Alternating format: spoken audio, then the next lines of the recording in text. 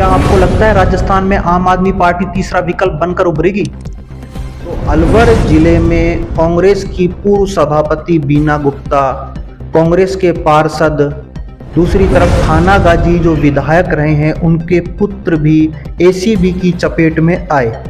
तो उस दौरान आपकी पार्टी ने ना तो कोई आंदोलन किया भ्रष्टाचारियों के खिलाफ, ना भ्रष्टाचारियों के खिलाफ कुछ स्टेटमेंट सामने आए। दूसरी तरफ आप ये कहते हो कि हम भ्रष्टाचार के विरुद्ध लड़ाई लड़ते हैं, लेकिन आपने तो वहां ऐसा कोई स्टेटमेंट भी नहीं दिया। तो इस मामले पर अब आप क्या कहना चाहते हैं? पर माफियाओं के खिलाफ कैसे लड़ेंगे जो वर्तमान में बेरोजगारों की सबसे बड़ी समस्या है, पेपर माफिया। टिकट वितरण का क्या आधार रहेगा? ऐसा नहीं है कि कोई धन से, किसी लोभ से टिकट को प्राप्त कर ले और वो चुनाव लड़े। नवंबर 2012 में देश की राजनीति में एक नई पार्टी का गठन होता है, आम आदमी पार्टी। उस समय देश में कांग्रेस का सरकार थी, कांग्रेस का शासन था और प्रधानमंत्री हुआ करते थे डॉक्टर मनमोहन सिंह। उस समय देश में विभिन्न बेरोजगारी, भ्रष्टाचार के मुद्दे थे। इन्हीं मुद्दों को लेकर आम आदमी पार्टी का गठन किया गया। आम आदमी पार्टी दिल्ली में 2013 में पहली बार चुनाव लड़ती है। 49 दिन की सरकार होती है, लगातार संघर्ष करती रहती है। दिल्ली में वर्तमान में तीसरी बार आम आदमी पार्टी की सरकार बनी। इसी दौरान पंजाब में चुनाव होते हैं, गोवा में चुनाव होते हैं, गुजरात में चुनाव होते हैं। इन चुनावों में भी कांग्रेस, भाजपा के अलावा एक आम आदमी पार्टी भी अपना वजूद स्थापित करने की कोशिश करती है। आज स्थिति देश में यह है, दिल्ली और पंजाब में आम आदमी पार्टी की बहुमत के साथ सरकार है। इसी दौरान गुजरात में चुनाव में भी अच्छा प्रदर्शन करती है और वर्तमान गुजरात विधानसभाओं में 5 सीटें जीतती है। गोवा के चुनाव में 2 सीटें आम आदमी पार्टी जीतती है। लगातार पार्टी संघर्ष करती रहती है। लगभग 11 साल का समय व्यतीत किया पार्टी ने और हाल ही में केंद्रीय निर्वाचन आयोग के द्वारा आम आदमी पार्टी को राष्ट्रीय राजनीतिक दल का दर्जा प्रदान कर दिया गया है। वर्तमान में देश में 6 राष्ट्रीय राजनीतिक दल का दर्जा प्राप्त पार्टियां हैं। अब इन पार्टियों में एक आम आदमी पार्टी भी शामिल हो चुकी है। इसी मुद्दे को लेकर आज हमारे साथ अलवर जिले से प्रसिद्ध एक आम आदमी पार्टी के नेता आज हमारे साथ जुड़े हैं। उनसे चर्चा करेंगे, उनसे बातचीत करेंगे कि आम आदमी पार्टी किन किन मुद्दों पर काम कर रही है और भविष्य में आम आदमी पार्टी की क्या रणनीति रहेगी। आज हमारे साथ आम आदमी पार्टी के सचिव एडवोकेट चरण सिंह यादव जी जुड़े हैं, जो किशनगढ़ विधानसभा से बिलोंग करते हैं। उनसे आम आदमी पार्टी के बारे में हम कुछ सवाल जवाब करेंगे। आप जुड़े रहिए मेरे साथ। चरण सिंह जी, आपका स्वागत है हमारे चैनल पर। पहली तो आपसे ये बधाई आपकी पार्टी को कि राष्ट्रीय पार्टी का दर्जा मिला है। सबसे पहले जनता ये जानना चाहती है कि आम आदमी पार्टी को जो राष्ट्रीय पार्टी का दर्जा मिला है उससे आपको क्या फायदा होगा। आपके सभी दर्शकों को नमस्कार और धन्यवाद। आपने जो हमारे को बधाई दी आम आदमी पार्टी की राष्ट्रीय पार्टी बनने पर। पार्टी की जो हमारी बैकग्राउंड है उसका आपने बखूबी व्याख्यान कर दिया। किस तरीके से आज से 10 साल पहले पार्टी शुरू हुई थी। एक भ्रष्टाचार के खिलाफ देश के अंदर ये पार्टी शुरू हुई और धीरे धीरे एक सफर तय करके आज पार्टी राष्ट्रीय पार्टी बन चुकी है। राष्ट्रीय पार्टी बनने से एक कार्यकर्ताओं के अंदर एक साख बनती है पार्टी की, देश के अंदर युवाओं के अंदर एक साख बनती है पार्टी की कि हाँ राष्ट्रीय पार्टी है, ये एक क्रेडिबिलिटी आ जाती है हमारी। तो इसमें होने वाले जो हमारे फायदे हैं कि आज हमको नेशनल मीडिया भी कवरेज देगी। आज हमको हमारे लिए एक ऑफिस के लिए राज्य स्तर और राष्ट्रीय स्तर पर भी हमें एक जगह मिलेगी ताकि हम अपने कार्यकर्ताओं का एक सम्मेलन, एक कार्यकर्ताओं की मीटिंग्स वगैरह ऑर्गेनाइज कर सकें। दूसरा, हमें कहीं ना कहीं हमारे लोगों के बीच में आज बात कर रहे हैं कि हम भ्रष्टाचार हटा के हम एक सत्य व्यवस्था परिवर्तन का जो हमारा नारा करके चले थे, आज वो हमारा गाँव रानी तक पहुंच रहा है और पार्टी आने वाले समय में इस चीज को हर राज्य के अंदर धीरे धीरे लागू करेगी।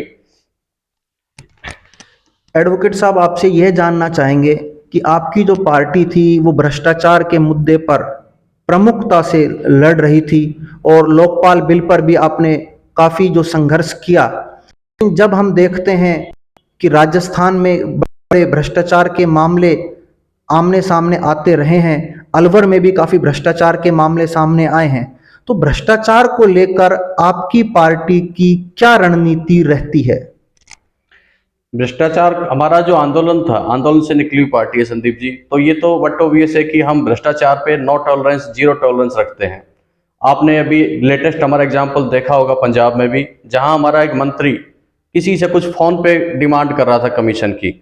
उसकी खबर ना तो मीडिया को थी, उसकी खबर ना पुलिस को थी, लेकिन हमारे मुख्यमंत्री श्री भगवत मान जी ने तुरंत ही कॉल किया पुलिस को और उस मंत्री को अरेस्ट करवाया, उस मंत्री को हटाया।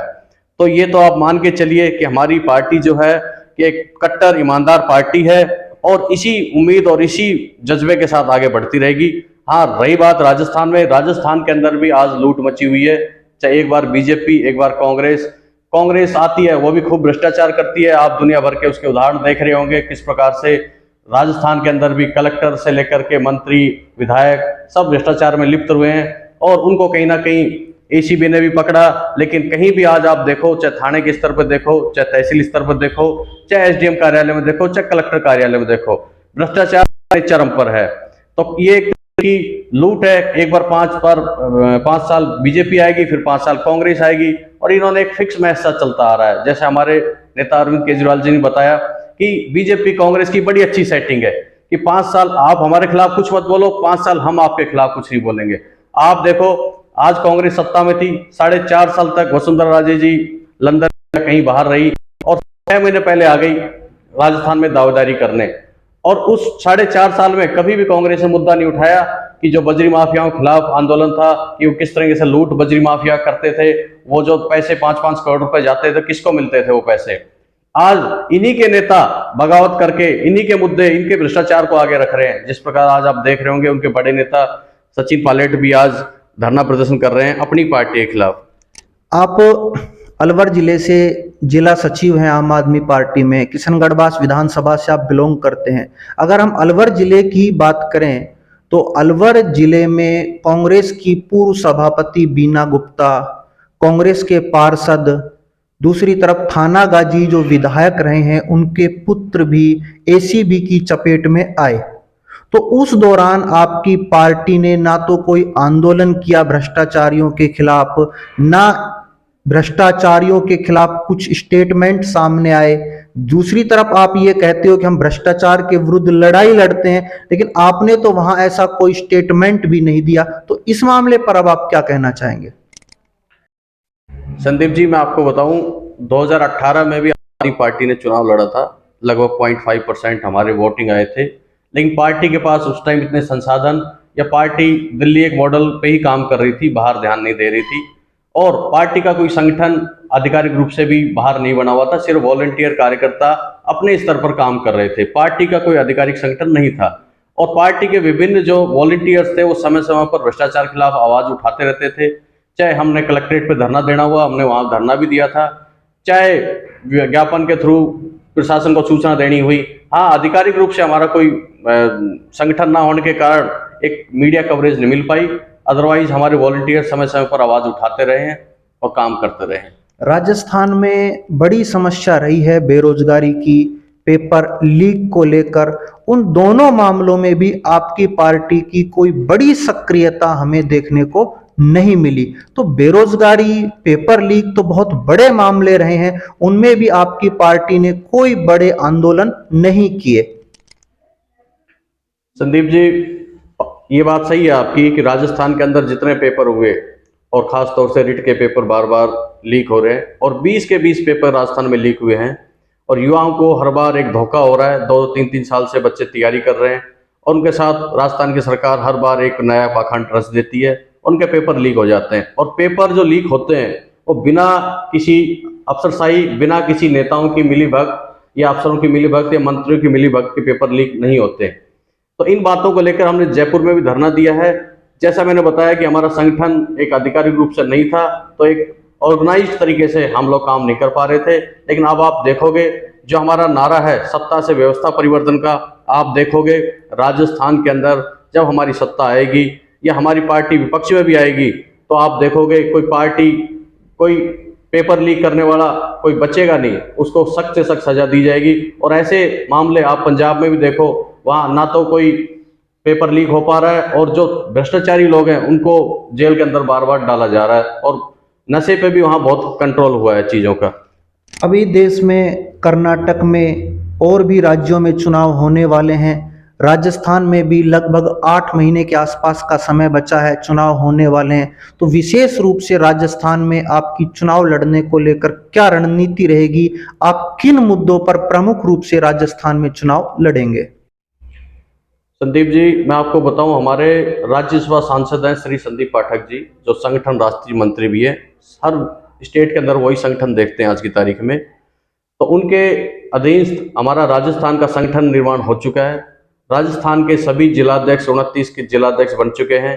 प्रदेश अध्यक्ष श्री नवीन पालीवाल जी बन चुके हैं, और सभी 200 विधानसभाओं पर चुनाव की घोषणा हो चुकी है कि चुनाव पार्टी लड़ेगी और बिना किसी से मेल जोड़ या जोड़ तोड़ की राजनीति किए बगैर चुनाव लड़ेगी। और रही बात हमारी पार्टी की रणनीति क्या रहेगी, आप देख रहे होंगे बड़े बड़े नेता जो राजस्थान में साफ छवि के हैं वो हमारी पार्टी से संपर्क में हैं, और कहीं ना कहीं ये आप देखोगे। क्या आपको लगता है राजस्थान में आम आदमी पार्टी तीसरा विकल्प बनकर उभरेगी? बिल्कुल उभरेगी सर। आप देखोगे कि बीजेपी कांग्रेस या जो इनकी चुनावी प्रक्रिया की राजनीति है वो इतनी महंगी हो गई है कि आम आदमी आज उसके अंदर चुनाव नहीं लड़ सकता। आम आदमी आज बीजेपी कांग्रेस के अंदर नहीं जा सकता। अगर आम जनता, किसान, मजदूर, शोषित, दलित, पीड़ित को आज कोई विकल्प राजस्थान में दिख रहा है तो आम आदमी पार्टी दिख रही है। वो चाहता है राजनीति में आना। ऐसे लोग, आप जैसे युवा लोग, मेरे जैसे युवा लोग जो शायद कभी राजनीति में नहीं आ पाते, लेकिन आम आदमी पार्टी ने उनको एक प्लेटफॉर्म दिया है, एक ऐसा प्लेटफॉर्म जहां आपको पैसे वाले को महत्वता ना देकर कार्यकर्ता को महत्वता दी जा रही है, जिसके अंदर जो काम करेगा, धरातल पे जुड़ेगा, ईमानदारी से काम करेगा, उन युवाओं को आगे किया जा रहा है।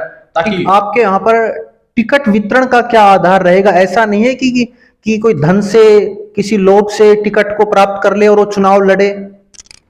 सर, जैसा मैंने बताया, संदीप पाठक जी हमारे जो राष्ट्रीय संगठन मंत्री है, IIT दिल्ली के प्रोफेसर रहे हैं वो, और लंदन, कैम्ब्रिज और ऑक्सफोर्ड से पढ़े हुए हैं। उनके क्लियर डायरेक्शन है कि टिकट सिर्फ उसी कार्यकर्ताओं को मिलेगी जो जमीन पे स्तर पर मुद्दे उठाएगा, काम करेगा और जो योग्य होगा। ना उसमें पैसा देखा जाएगा, ना उसमें बाहुबल देखा जाएगा। बीजेपी कांग्रेस की तरह ना टिकट में किसी प्रकार की धांधली होगी, ना कोई टिकट बेचा जाएगा। ये तो आप मान के चलिए। पेपर माफियाओं के खिलाफ कैसे लड़ेंगे, जो वर्तमान में बेरोजगारों की सबसे बड़ी समस्या है, paper mafia? Sandeep ji, paper माफियाओं के खिलाफ सिर्फ एक ही तरीका है कि उनके खिलाफ सख्त कार्रवाई की जाए, कानूनी कार्रवाई की जाए। उसके लिए जरूरी है कि सरकार ईमानदारी से अपना काम करे। सरकार के पास सबके नाम है, सब अफसरों के नाम है, सब नेता मंत्रियों के नाम है, कौन अफसर पेपर लीक कर रहा है, लेकिन फिर भी कार्रवाई नहीं करती है। उससे इन पेपर माफियाओं के हौसले बुलंद हो जाते हैं और एक पेपर से दूसरा पेपर लीक हो जाता है। जब तक इनके खिलाफ सख्त कानून कार्रवाई नहीं होगी, वो जो सिर्फ उसके लिए चाहिए ईमानदारी, ईमानदारी सिर्फ हो सकती है आज की तारीख में आम आदमी पार्टी। जब वो आएगी तो इन पेपर माफिया के खिलाफ सख्त कानूनी कार्रवाई करके इन पे रोक लगाएगी। राजस्थान में सभी 200 विधानसभा सीटों पर चुनाव लड़ेंगे या किसी से गठबंधन होगा आपका? जैसा मैंने पहले ही बताया आपको, पार्टी जोड़ तोड़ की राजनीति में भरोसा बिल्कुल नहीं करती है। पार्टी 200 की 200 सीटों पर अपने खुद के कार्यकर्ता, जमीनी कार्यकर्ताओं को मौका देगी। युवा कार्यकर्ता जो अन्य सेक्टरों में काम कर रहे हैं, और जो ऐसा नहीं कि पेशेवर कोई राजनीति के हो, नहीं, पार्टी को कार्यकर्ता चाहिए, जो कार्यकर्ता जमीन से जुड़े हुए हैं, धरातल से जुड़े लोगों को मौका देगी। जैसा आपने देखा होगा पंजाब के अंदर, पंजाब में आज हमारी जो एवरेज एज है हमारे सारे मिनिस्टर्स की, वो 35 साल की है। एवरेज मिनिस्टर्स की जो एज है हमारी 38 साल की है। सारे एकदम, कोई राजनीतिक बैकग्राउंड से नहीं आता। एक जो सिम बेचने वाला लड़का था मोबाइल शॉप पे, उसने CM चन्नी को हराया। तो कहीं ना कहीं जब जनता बदलाव लेकर चाहती है, बदलाव लेकर आती है, तो आम जनता, आम युवाओं को मौका देगी, वो ही आगे ईमानदारी से काम कर सकते हैं। ये थे हमारे साथ एडवोकेट चरण सिंह यादव, अलवर आम आदमी पार्टी के जिला सचिव, जिनका स्पष्टतः कहना है कि राजस्थान में बेरोजगारी, भ्रष्टाचार जैसे मुद्दों पर आम आदमी पार्टी चुनाव लड़ेगी तथा तीसरा विकल्प बनकर उभरेगी, तथा हो सकता है ज्यादा से ज्यादा हमें सीटें प्राप्त हुए। ऐसा कहना है आम आदमी पार्टी से चरण सिंह यादव का। अब आपकी क्या राय है, कमेंट्स बॉक्स में हमें जरूर बताएं। संदीप यादव, वॉइस ऑफ प्रतिज्ञा न्यूज, अलवर।